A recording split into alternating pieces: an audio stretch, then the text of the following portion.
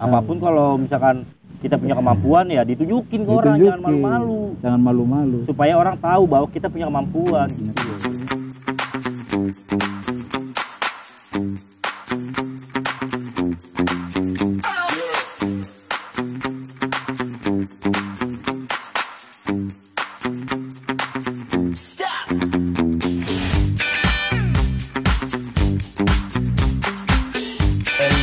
Berita asik nggak harus politik aja. Balik lagi sama Berisik, berita asik nggak harus politik. Nih sekarang masih sama Pak Aryadi. Tadi kan dikasih trik-trik gimana caranya ngebersihin apa bongkar sil Pak Aryadi. Iya. Mama masang sil. Nih sekarang kita ngebahas masalah Kampas ganda. kampas ganda, sama sekalian kita ngebahas masalah usaha perbengkelan nih otomotif buat depannya. Selain ada ilmu di sini tentang otomotif, aja juga ilmu tentang bisnisnya. Siapa tahu aja bagi lu yang mau buka bengkel di rumah, punya kalian buat bongkar motor, ya kan, sama kalian buat masangnya juga. Jangan seperti kalian bongkarnya doang kali, masangnya kagak. Nah ini bisa lu praktekin di rumah. Siapa tahu aja lu ada niatan mau buka bengkel. Sekarang apa nih pada ini? Sekarang kita mau akalin kampas ganda yang sudah aus, yang tentunya akan menurunkan kinerja daripada tenaga, transfer tenaga. Nih. Transfer busa nggak bisa. Transfer busa nggak bisa. Ini transfer tenaganya kurang karena jarak main antara kampas ganda ke lonceng ini, mana loncengnya tadi, Mam? Lonceng, mat. Antara lonceng ini sudah terlalu jauh. Harusnya ganti. Tapi harusnya ganti. Tapi coba diakalin ya. Coba diakalin. Kalau selain akalin ABC gitu nggak bisa? Nggak bisa. Kurang yahut ya. Dan gimana caranya? Ini sudah kita bersihin ya. Oh, dibersihin tuh ya. Bersihin. Caranya kita dengan tapi semua motor bisa apa semua motor? Semua matic ini bisa. Untuk yang tipe kopling basah atau terendam oli, biasanya untuk motor bebek itu juga bisa. Yang sistem dia punya kampas ganda. Kalau motor sport itu kan nggak pakai, jadi kopelnya kopling manual. Siap yang punya sistem kerja kopling ganda, dia bisa akalin. Nah caranya begini, saya nanti pakai selang waterpass nih ya, selang bangunan. Kita akan ganjal di bagian ini ya, lawan dampernya supaya dia tambah jarak bebas antara kampas ganda ke rumah ini ya. Itu yang biasa itu rem agak jauh. Enggak, ini biasanya gas akselerasinya kurang. Kurang betotan. Kurang. Ya, gua joki. Harus kita ganjal supaya dia lebih dekat dan lebih responsif ya. Lebih responsif. Nah, caranya gimana? Kita paskan dulu di sini ya supaya nanti nggak kepanjangan waktu kalian motong. Pas kasih tanda begini nih, ini pentokin. Pas banget ya. Supaya nanti kalau kelebihan nanti dia jarak bebasnya ke taknya sini, lumayan dia akan seret. Seret. Dan akan mengganggu kinerja daripada udah aus ini. Seret. Nah, kalau Pak Aryadi nih buka bengkel, emang udah berapa lama? Udah dari kapan nih? Mulai mainan motor. Kalau motor udah lama. Kebetulan kalau untuk usaha sendiri karena ya keterbatasan dana buat beli alat segala macam itu. Sibuk sama kerja ya. Sibuk sama kerjaan. Jadi masih sambilan aja dan harus request dulu. Tapi Pak Aryadi maksudnya ini bengkel ini bakalan terus dibuka karena nanti entah itu pensiun atau gimana, pasti bakalan ke bengkel terus karena menurut saya usaha itu dibarengin dengan hobi. Setiap usaha apapun tidak dilakukan dengan sepenuh hati, tidak dengan cinta. Hobi itu kan sudah cinta.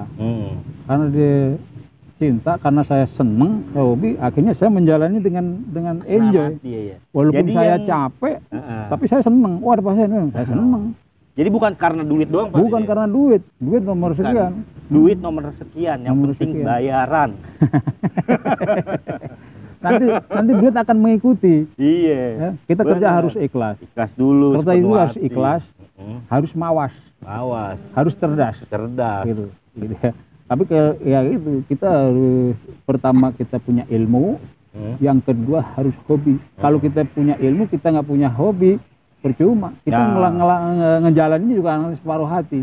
Karena nanti tidak akan maksimal. Karena banyak juga sekarang nih anak-anak muda yang buka usaha, cuman ngikutin tren kayak kopi semua, bener nggak? Iya kan, tapi ngerti juga kagak. Ngerti kagak. Dia tergiur oleh keuntungan. Keuntungan doang, sama trennya doang. Kalau gua rasa itu mah bisnis bubble. Iya. Dimana bisnis itu yang lagi trending doang. Di saat nanti udah harus ada punya jiwa pengusaha. Jiwa pengusaha itu nggak ada istilah kata nggak enak tarifnya sekian, nggak enak wah itu nggak bakalan maju kalian. Seperti saya. Seperti saya dulu begitu. Karena belum fokus. Padahal tahu bahwa pasaran di luar itu tarif itu sekian. Masih takut karena apa? Karena kita nggak yakin sama kemampuan kita. Bengkel begini kok mahal amat. Nah, ada orang mencibir seperti itu. Tapi kita tunjukin dulu kualitas kita, baru nanti customer yang bakalan datang sendiri ya, walaupun harganya berapa. Kalau masalah jasa, kalau menurut gue ya jasa itu ya nggak terbatas dengan harga. Sepuas-puasnya customer berapapun bakal dibayar. Yang penting kerjaan lu tuh memuaskan dia. Nah, kalau menurut Pak Riyadi nih, bisnis usaha otomotif nih kayak bengkel motor kayak gini nih, buat kedepannya menurut Pak Riyadi makin bagus kah atau apa bagaimana atau nggak bagus buat kedepannya atau?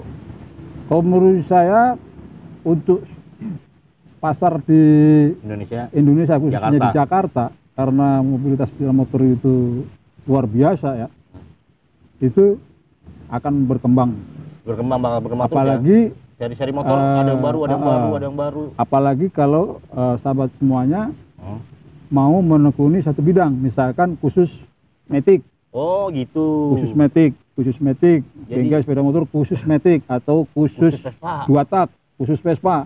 Itu istilah dokternya kita ngambil spesialisnya. Spesialis ya. Jadi biasanya kalau yang spesialis itu bayarnya agak lebih mahal. Dia nggak ngambil semua ilmu, dia cuma khusus itu doang. Fokus satu. Jadi kualitas kerjanya lebih baik kalau kualitasnya lebih baik. Iya, fokus ya Pak. Dia akan menurut saya pekerjaan apapun juga dibarengi oleh jam terbang yang tinggi.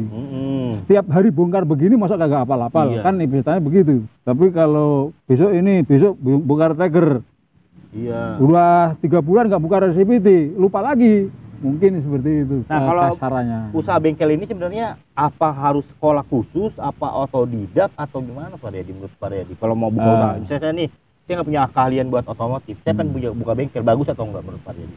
Kalau saya sendiri nggak punya. Kalau menurut saya, seperti yang saya terangkan di awal tadi, pertama harus hobi. Kalau nggak hobi, kalian nggak cinta, kalian nggak akan sepenuh hati untuk mencari ilmu sendiri. Percuma walaupun punya modal ya. Percuma kalian mau buka usaha, tapi kalian nggak punya hobi, nggak punya kecintaan pada pekerjaan itu sendiri. Karena begitu, walaupun nanti sekarang banyak ilmu ya, walaupun sekarang tuh banyak ilmu lewat YouTube, gampang. Cara ini, tapi kalian udah nggak seneng duluan. Saya males kotor-kotoran. Ke bengkel aja paling berapa duit. Ya nggak bakalan jalan. Tapi kalau kalian seneng otomatis otak-atik, istilahnya beli alat pun kalian juga nggak bakalan nyesel. Beli alat nyicil beli ini. Tapi kalau orang yang punya hobi mikirnya terlalu jauh, buat apa nanti pakai sekali belinya sekian ratus ribu. Tapi beda dengan orang yang hobi orang sini. Kalau menurut Pak Riyadi nih, kalau buat bengkel-bengkel rumahan, bengkel kecil yang cuman ngerjain motor 1-2 gitu yang buat iseng-isengan. Biasanya kan ada tuh ya bengkel-bengkel rumahan yang cuman bongkar servis segala. Itu untuk budgeting awal buat modal itu besar gak sih? Kira-kira lumayan. Gitu. Lumayan itu juga ya? Lumayan. Tapi untuk pemula sih sebetulnya alat itu bisa bisa diringkas ya. Bisa diringkas, mungkin alat kan banyak segala macamnya. Untuk seperti saya sendiri, saya juga menggunakan alat ini yang sangat membantu saya dalam setiap pekerjaan. Terutama untuk buka-buka baut ini saya nggak perlu kunci yang macem-macem. Cukup satu ini, walaupun dibilang sedikit mahal, tapi fungsinya banyak dan nggak merepotkan. Saya mudah dibawa kemana aja. Jadi buat kalau misalkan mau buka bengkel di mana, temen gitu apa segala, bisa lah Pak Riyadi ya. Bisa. Orang-orang kenal. Dan yang penting lagi namanya usaha, usaha apapun itu, kunci utama tombak, ujung tombaknya adalah marketingnya, masarannya. Kalau kita bisa ilmu bisa itu, tapi kita diem aja, kita nggak punya pergaulan, iya, ya percuma. Siapa yang tahu?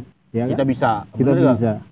apapun kalau misalkan kita punya kemampuan ya ditunjukin ke orang, jangan malu-malu. Jangan malu-malu. Supaya orang tahu bahwa kita punya kemampuan gitu loh. Jadi ya cuman lu bisa ini nggak bisa, tapi ngerjainnya males, orang nggak bakal tahu. Malu-malu buat ngebongkar motor, takut-takut buat ngebongkar misalnya kayak benerin handphone. Jangan malu-malu, tunjukin aja ke teman. Step by step lu bakal bisa, dan dari omongan tuh orang tahu bahwa lu tuh punya kalian buat ini, dan orang bakalan buat pergi ke lu buat nyoba bagus nggak kerjaan lu gitu. Itu. Oke, kita lanjut ya. Lanjut nih, kita lagi mau tes Pariadi buat pasang apa tadi tuh? Kapas. Iya, kapas ganda yang tadinya tadi kapas ganda. Kita bersihin tadi, ini udah nggak seret ya.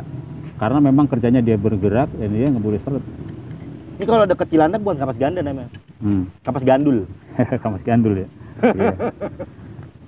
Biasanya setelah kita potong tadi selangnya ini, kita belah jadi dua. Ini ya, kita belah jadi dua karena kita butuh cuma separuhnya aja.